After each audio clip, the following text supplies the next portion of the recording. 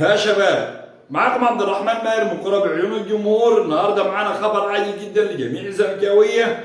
بيتسو موسيماني بيقول اتجه ان شاء الله الفتره اللي جايه ليدرب نادي الزمالك، يبني فريق قوي جدا في نادي الزمالك. كلنا شفنا امجاده مع النادي الاهلي وعمل طفره وغير من تشكيلات وغير من لعيبه كتير جدا في النادي الاهلي وخد معاهم بطولات قادمة إن شاء الله للزمالك. أنباء تشير إلى بيتسو موسيماني هيكون يمضي مع الزمالك كمدير فني، وإن شاء الله هتبقى 6 أفريقية على إيده، ونشوف فريق تاني من العظمة ومن القوة البدنية.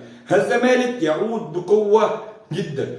تعالوا نشوف مع تغييرات في الإدارة وتغيير مجلس الإدارة مع جميع الشكاوى اللي بيقدمها ان هو داخل على الطريق الصحيح، ان هو هيبني فريق قوي جدا وضد الاتحاد الكوره وضد نادي واحد اللي هو يبقى ابن الدوله. تمام، هنشوف منافسه شديده جدا ما بين النادي الاهلي وما بين النادي الزمالك او ما بين اي نادي تاني، خصوصا ان الزمالك هيرجع بقوه وبقوه الفريق وبقوه الفانلة البيضاء، وحش افريقيا ووحش مصر والبطل المنتظر. امجاد الزمالك هتتعاد زي زمان، ومش هنشوف حياة تانية مع بيتسو موسيماني لو مضى ان شاء الله للزمالك ومع الادارة الجديدة.